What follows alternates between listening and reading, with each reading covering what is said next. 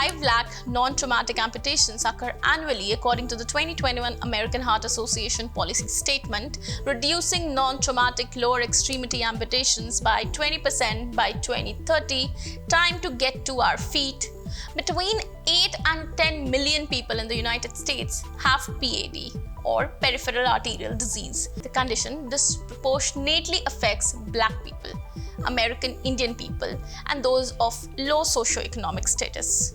Hello and welcome to Medical Dialogues, your daily dose of health and medical news. I'm Mr. Zaman, and today I'm going to talk about the pain which is caused by exercise, which improves walking ability in people with peripheral artery disease. This study examined the effects of home-based walking for exercise among 264 people with PAD who were participating in a randomized clinical trial called the Low Intensity Exercise Intervention in PAD, or LITE, which included 305 people overall.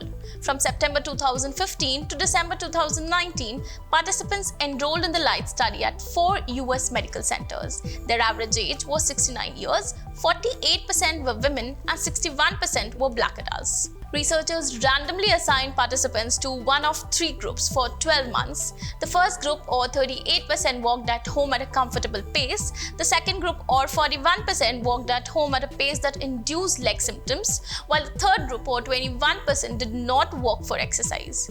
Both walking exercise groups wore an Actigraph, a device that monitored the intensity of their walking and the time they walked.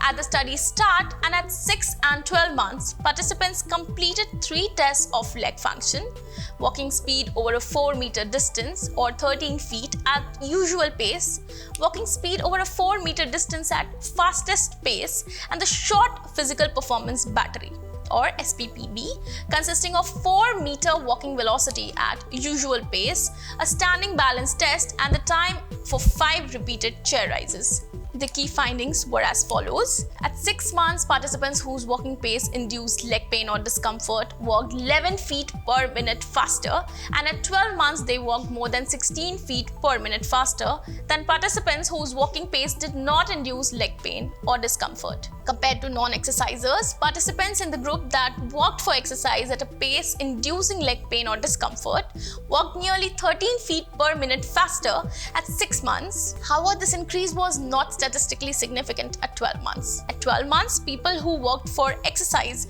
with leg pain or discomfort scored almost 1 point higher on the sum of the 3 leg function tests, that is the short physical performance battery, out of a total of 13 points, 0 to 12, compared to people who walked at a comfortable pace with no leg pain. For those walking for exercise at a comfortable pace, there was no improvement in walking speed at 6 months or 12 months compared to non-exercisers.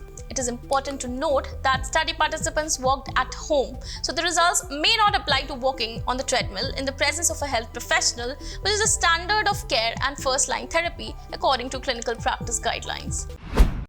That's all for today. Stay tuned to Medical Dialogues for latest updates. Never miss a medical update from Medical Dialogues. Like, subscribe, and press the bell icon.